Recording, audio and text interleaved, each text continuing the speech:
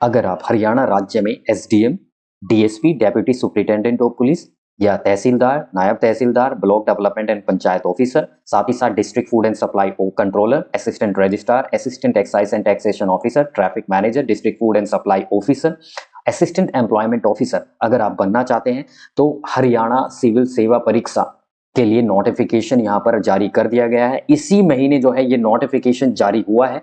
Full details यहाँ पर हम आपको देने वाले हैं। अच्छा, आपको ये तो क्लियर होगा कि हरियाणा सिविल सेवा परीक्षा के माध्यम से जो है ये जो 12 पोस्ट दी गई है, यानी कि जो एसडीएम की है, डीएसपी की है, नायब तहसीलदार की है, बीडीओ की, आप समझिए, तो इस एग्जाम के माध्यम से जो है आप इन पदों पे जो है नौकरी पा सकते हैं। एक प्रश्न होता है, क्या अन्य राज्य के कैंडिडेट आवेदन कर सकते हैं? तो बिल्कुल कर सकते हैं, लेकिन अगर मान के चलिए कोई अन्य राज्य का कैंडिडेट है और उसकी कैटेगरी एससी या ओबीसी है, तो एससी या ओबीसी का लाभ हरियाणा में अप्लाई करते हुए नहीं मिलेगा। रिजर्वेशन का लाभ केवल हरियाणा राज्य के जो कैंडिडेट है केवल उन्हीं को मिलने वाला है। इस जो पूरी वीडियो है, ये सारी की सारी इंफॉर्मेशन आपको यहाँ पर डिटेल्ड में मिलने वाली है। थोड़ा समय ज्यादा लग सकता है, लेकिन जो भी इंफॉर्मेशन मिलेगी एकदम लेटेस्ट नए बदलाव के साथ और बिल्कुल डिटेल्ड में आपको मिलने वाली है। अगर ये वीडियो आपने शुरू से अंत तक देखा तो कोई भी आपको जो है अन्य वीडियो देखने की आवश्यकता नहीं पड़ेगी। तो सबसे पहले जानते हैं एचसीएस क्या है। हरियाणा सिविल सेवा, इसको बोलते हैं हरियाणा सिविल सर्विस, यानी कि हरियाणा सिविल सेवा परीक्षा, जिसके माध्यम से आप जो मैंने पद आपको दिखाए उन पे जो है आप नौकरी प्राप्त करते हैं, राइट। तो इसमें जो है एग्जीक्यूटिव ब्रांच, जिसमें एसडीएम यानी कि एडमिनिस्ट्रेटिव जो पोस्ट होती है एसडीएम की, उसकी जो है यहाँ पर पोस्ट होती है, प्लस एलाइड जो सर्विसेज है जो मैंने आपको दिखाई उनमें जो है यहाँ पर ये सारी सर्विसेज इसमें सम्मिलित होती है, राइट। नाउ इस बार जो वैकेंसी आई है वो वैकेंसी आपके सामने है। एचसीएस के लिए 10 पोस्ट है, यानी कि जो एग्जीक्यूटिव ब्रांच है एसडीएम के लिए, डीएसपी के लिए 6 पोस्ट है, ईटीओ के लिए 4 पोस्ट है, डीएफएससी के लिए 2 पोस्ट है, तहसीलदार के लिए 4 पोस्ट है, और एआरसीएस ऑलरेडी फुल फॉर्म आपको यहाँ पर मिल जाएगी जो मैंने बताया था। साथ ही साथ जो है नायब तहसीलदार के लिए यहाँ सबसे ज्यादा 35 पोस्ट है। इस बार टोटल जो वैकेंसी है जो है वो 95 है। बीडीपीओ यानी कि ब्लॉक डेवलपमेंट पंचायत ऑफिसर के लिए 8 है, ट्रैफिक मैनेजर के लिए 3 है, and district food and supply officer के लिए 2 है, और एम्प्लॉयमेंट ऑफिसर के लिए 6 है। तो यहाँ पे टोटल इस बार 95 है। ये सीट घट मतलब घटेगी तो नहीं, लेकिन हाँ बढ़ सकती है। नाउ इंपॉर्टेंट डेट्स की बात करें तो यहाँ पर जो पब्लिकेशन जो हुआ है वो 9 फरवरी को जो है आपका ये एडवर्टीजमेंट जारी किया गया है, और यहाँ पर ऑनलाइन आवेदन 16 फरवरी 2023 से प्रारंभ हो जाएंगे, जो कि 12 मार्च 2023 तक यहाँ पर चलने वाले हैं। अच्छा, इस बार जो प्रारंभिक परीक्षा है वो मई में होगी। जो यूपीएससी का भी जो प्री है वो भी जो है मई में है। साथ ही साथ जो है वो जो यूपीपीसीएस का भी जो प्रारंभिक परीक्षा है वो 14 मई को है। तो मई में ही जो है आपका एग्जाम होगा। मुख्य परीक्षा जो है वो जुलाई या अगस्त में जो है वो कंडक्ट हो सकती है, राइट। एंड पर्सनैलिटी टेस्ट यानी कि जो इंटरव्यू है उसके बारे में बाद में यहाँ पर आपको बताया जाएगा, राइट। नाउ क्या न्यूनतम योग्यता चाहिए? मिनिमम क्वालिफिकेशन आपकी कम से कम ग्रेजुएशन होनी चाहिए। ग्रेजुएशन यानी कि bachelor degree, BA, BSc, BCom, BTech, BBA, BCA या बी फार्मा, कोई भी आपके पास ग्रेजुएशन की डिग्री है तो यहां पर आप आवेदन कर पाएंगे। क्या एक प्रश्न और कैंडिडेट पूछते हैं, क्या ओपन, डिस्टेंस या प्राइवेट मोड से जिन्होंने ग्रेजुएशन की है, बीए किया है, तो क्या वो आवेदन कर सकते हैं? तो बिल्कुल कर सकते हैं। आपकी जो डिग्री है वो रिकॉग्नाइज्ड होनी चाहिए। दूसरा प्रश्न ये होता है कि फॉर्म भरने के लिए कितना % आपका होना चाहिए? तो परसेंटेज का कोई प्रतिबंध नहीं है, केवल पास आप होने चाहिए। अच्छा, किसी भी स्ट्रीम में, चाहे वो साइंस हो, आर्ट हो, या फिर कॉमर्स हो, मैनेजमेंट हो, मेडिकल हो, ग्रेजुएशन की डिग्री आपके पास होनी चाहिए। अच्छा, एक और प्रश्न आता है कि क्या जो अपियरिंग कैंडिडेट्स है क्या वो यहाँ पर आवेदन कर पाएंगे? तो अपियरिंग जो कैंडिडेट्स है वो यहाँ पर दिया गया है कि आवेदन की अंतिम तिथि तक, आवेदन की अंतिम तिथि क्या है, 12 मार्च 2023 तक जो है आपकी डिग्री कंप्लीट हो जानी चाहिए। यानी कि आपके पास ग्रेजुएशन की डिग्री 12 मार्च तक जो है आपके पास होनी चाहिए, राइट। तभी आप आवेदन यहाँ पर कर पाएंगे। अब आयु सीमा में काफी ज्यादा कंफ्यूजन रहता है। आयु सीमा की बात करें तो यहाँ पे जर्नल, अनरिजर्व और ईडब्ल्यूएस के लिए कम से कम 18 वर्ष और अधिकतम 42 ईयर्स तक जो है आवेदन आप कर पाएंगे। आयु सीमा में जो छूट है 5 वर्ष की छूट अन्य पिछड़ा पद 5 वर्ष की छूट SC ST अनुसूचित जाति जनजाति को। अनमैरिड जो वुमेन कैंडिडेट्स हैं उनके लिए 5 वर्ष की छूट है, और जो दिव्यांगजन है उनके लिए भी 5 वर्ष की छूट यहाँ पर दी गई है। एक्स सर्विसमैन को जो है यहाँ पर 3 वर्ष की छूट यहाँ पर दी गई है। एक और चीज आपको यहाँ पर बहुत ही ध्यान देनी है, अगर आप deputy superintendent of police DSP बनना चाहते हैं तो इसके लिए जो आयु सीमा है वो कम से कम 18 और अधिकतम 27 वर्ष है। किसके लिए? सामान्य कैटेगरी के कैंडिडेट्स के लिए। बाकी जो छूट है वो यहाँ पर दी जाएगी, जैसे कि OBC के लिए 27 में 5 आप जोड़ लीजिए तो 32 ईयर्स तक जो है आप DSP हरियाणा में बन सकते हैं।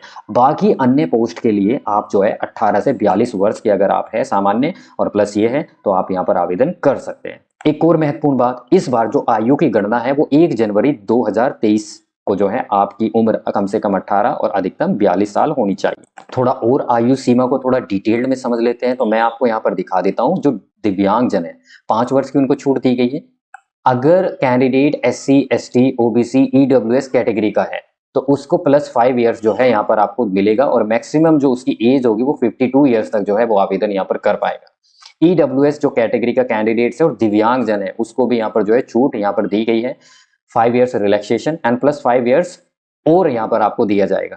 ठीक है, आप ये समझिए, अगर आप मिलिट्री पर्सनल की वाइफ्स हैं जो कि डिसेबल्ड है, किसी जो है यहाँ पे 5 वर्ष की छूट आपको दी जाएगी। अगर आप विडो है, लीगली डाइवोर्स वुमेन है, 5 वर्ष की छूट है। जुडिशली सेपरेटेड के लिए भी जो है 5 वर्ष की छूट है। अनमैरिड जो वुमेन्स है उनके लिए भी 5 वर्ष की छूट है। एंड प्लस एक्स सर्विसमैन को यहाँ पे जो है रिलैक्सेशन जो है यहाँ पर दिया गया है 3 साल का, लेकिन जो आप सर्विस करेंगे उसको काट के, राइट। तो यहाँ पे आप देख सकते हैं ना।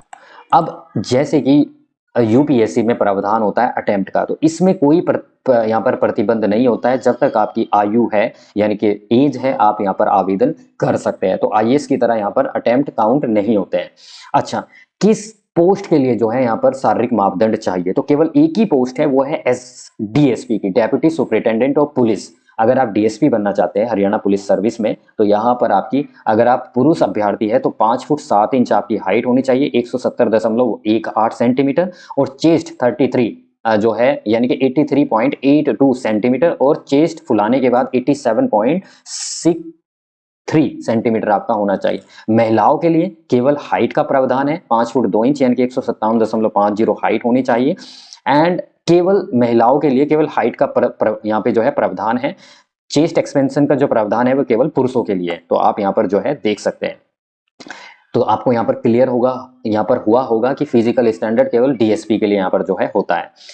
एग्जाम की जो स्टेज की बात करें तो यहाँ पर 3 स्टेज में ये एग्जाम होता है। सबसे पहले प्रारंभिक परीक्षा जिसको आप प्रिलिमिनरी एग्जाम बोलते हैं, फिर मेंस एग्जाम मुख्य परीक्षा, उसके बाद इंटरव्यू। तो इन तीनों के माध्यम से जो है आपको यहाँ पर जो है आपको सिलेक्ट किया जाता है। प्रारंभिक परीक्षा के जो अंक है वो फाइनल मेरिट में नहीं जुड़ते हैं, यानी कि इसको केवल क्वालिफाई आपको करना होता है। प्रारंभिक परीक्षा की बात करें तो ये केवल स्क्रीनिंग के लिए होती है, यानी कि मुख्य परीक्षा तक पहुंचने का मार्ग है। इसके जो मार्क्स है वो आपकी फाइनल मेरिट में नहीं जुड़ते हैं, राइट। तो यहाँ पर 2 पेपर होते हैं, paper 1 general study, paper 2 civil service aptitude test. दोनों ही पेपर 100 अंकों के होते हैं, यानी कि टोटल अंक 200 मार्क्स के होते हैं। अब इसमें भी एक ट्विस्ट है कि जो पेपर 2 होता है वो यहाँ पर क्वालिफाइंग इन नेचर होता है। क्वालिफाइंग इन नेचर मतलब इसमें कम से कम 33% अंक आपको लाने हैं।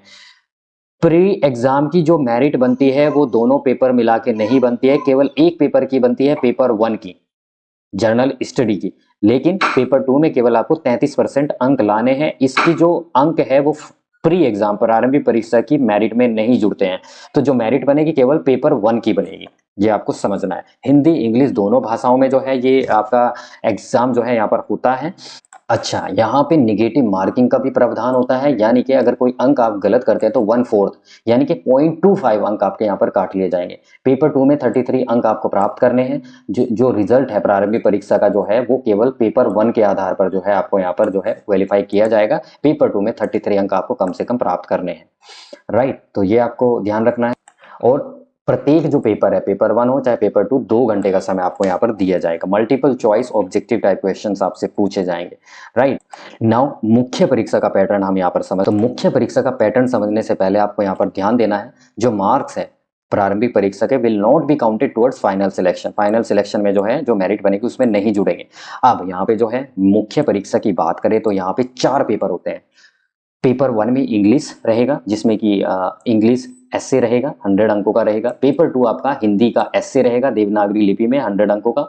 उसके बाद पेपर जो 3 होगा वो जर्नल स्टडी का होगा, जो 200 अंकों का होगा जीएस का। और पेपर 4 आपका ऑप्शनल सब्जेक्ट वैकल्पिक विषय का होगा 200 अंकों का। तो टोटल 600 जो है अंक किसके लिए होंगे, वो मुख्य परीक्षा के लिए होंगे। जो आपका ऑप्शनल सब्जेक्ट है उसमें एग्रीकल्चर है, animal husbandry and veterinary science है, एंथ्रोपोलॉजी है, बोटनी है, chemistry, civil engineering, commerce and accountancy, economics, electrical engineering, English literature, geology, geography, Hindi literature, Indian history, law, mathematics, management, mechanical engineering, physical science, physics, philosophy, political science, psychology, public administration, Punjabi, statistics, sociology, Sanskrit and zoology. तो total जो है ये 29 जो है आपके पास subject है। इनमें से आपको एक सब्जेक्ट लेना है, सिलेक्ट करना है, उसका 200 अंकों का जो है यहाँ पर पूछा जाएगा। राइट। जो कंपल्सरी सब्जेक्ट है वो यहाँ पर आप देख सकते हैं, जो आपसे पूछा जाएगा इंग्लिश में यहाँ पे एस्से होगा, निबंध होगा, हिंदी में भी निबंध होगा, और यहाँ पे जो है ये सारे के सारे कंपलसरी आपके रहेंगे।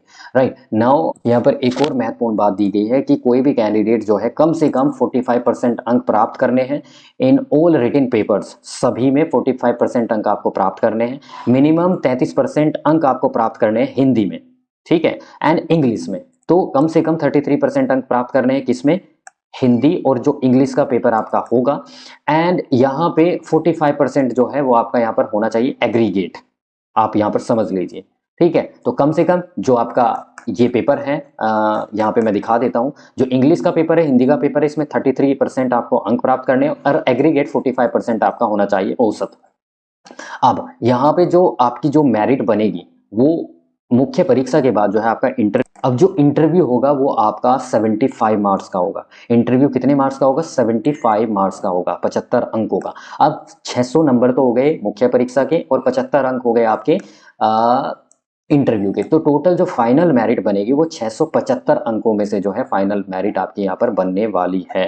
तो आपको जो है यहाँ पर ध्यान देना है। अच्छा, एक और चीज़ आपको जाननी चाहिए, जितनी वैकेंसी होती है लगभग 12 गुना कैंडिडेट्स जो है यहाँ पर प्रारंभिक परीक्षा में क्वालिफाई कराए जाते हैं मुख्य परीक्षा के लिए। तो आपको जो है ये समझना होगा कि अगर एक वैकेंसी है तो 12 जो है बंदों को जो है यहाँ पर क्वालिफाई किया जाएगा मुख्य परीक्षा देने के लिए, ठीक है। तो ये आपको समझना है। जो मुख्य परीक्षा के जो पेपर होते हैं वो कन्वेंशनल होते हैं, यानी कि पेन एंड पेपर के माध्यम से जो है यहाँ पर आपको लिखना होता है। सब्जेक्टिव टाइप आप यहाँ पर समझिए, सब्जेक्टिव टाइप ये पेपर।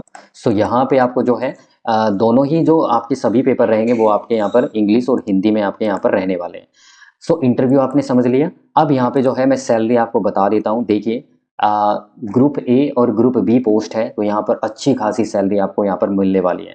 बेसिक सैलरी 56,100 होती है क्लास ए में, तो आप यहाँ पर मान के चलिए 56,100 प्लस आपको जो महंगाई भत्ता है, ट्रांसपोर्टेशन अलाउंस है, प्लस हाउस रेंट अलाउंसेस है, और साथ ही साथ सिक्योरिटी जो है गार्ड आपको यहाँ पर, अगर जो है आप यहाँ पर अधिकारी बनते हैं जैसे कि एसडीएम है, डीएसपी है, तो डेफिनेटली आपको यहाँ पर security guard. Transport facility government की तरफ से सब्सिडाइज जो बिल्स होंगे, चाहे वाटर बिल हो, इलेक्ट्रिसिटी बिल हो, वो फोन कनेक्शन, गैस, ये सब जो है काफ़ी ज़्यादा फैसिलिटीज़ आपको यहाँ पर मिलती है गवर्नमेंट की तरफ से। जॉब सिक्योरिटी तो डेफिनेटली होती है, और गवर्नमेंट की तरफ से जो है ट्रिप्स और पोस्ट रिटायरमेंट बेनिफिट्स भी जो है आपको यहाँ पर मिलते हैं। तो काफ़ी अच्छी सैलरी आपकी यहाँ पर बनने वाली है। अब मैं कट ऑफ आपकी बता देता हूँ। जो पेपर 1 है 2021 की जो कट ऑफ है जनरल के लिए 68.50 रही है। एससी जो हरियाणा के रहे 54.50, जो हरियाणा के बीसीए थे वो 58.75, BCB of Haryana 66.50, EWS of Haryana 60.25। तो आप यहाँ पर जो है देख सकते हैं ये कट ऑफ आपकी रही है 2021 में। आप तैयारी कैसे करें, तो भाइयों सबसे पहले तो जो है आपको अच्छी तरीके से जो आपका सिलेबस है, जो कि मैं डिस्क्रिप्शन बॉक्स में अपने टेलीग्राम चैनल पे जो है इसका सिलेबस डाल दूंगा, आप ज्वाइन कर लें। और व्हाट्सएप जो हमारा हेल्पलाइन ग्रुप है वो भी आप ज्वाइन कर सकते हैं। उसके बाद क्या है, जब आप अच्छी तरीके से सिलेबस आप देख लेंगे उसके बाद प्रीवियस ईयर के जो क्वेश्चन पेपर है लगभग 5 से 10 साल के हैं, उनका आपको विश्लेषण एनालिसिस करना है। कहाँ से प्रश्न पूछे जाते हैं, किस प्रकार से प्रश्न पूछे जाते हैं, आपको ज्ञान होगा। उसके बाद टेस्ट सीरीज जो आंसर राइटिंग प्रैक्टिस है वो आपको रेगुलरली करनी है। एनसीईआरटी बेसिक बुक्स आप जो है रेफर कर सकते हैं, और न्यूज़पेपर जो मंथली मैगजीन है उसका भी लगातार आपको यहाँ पर पाठ करना पड़ेगा। तो चलिए, कैसा लगा आपको जो है ये वीडियो, क्या ये डिटेल्ड आपके लिए सफिशिएंट है? अगर ऐसी वीडियो चाहते हैं और आप अगर कोई भी सुझाव, अपना प्यार या फीडबैक देना चाहते हैं तो कमेंट सेक्शन में जो है ज़रूर बताएं। वीडियो अच्छी लगे वीडियो को लाइक करें, शेयर करें, एंड चलिए, थैंक यू, कीप वॉचिंग, धन्यवाद।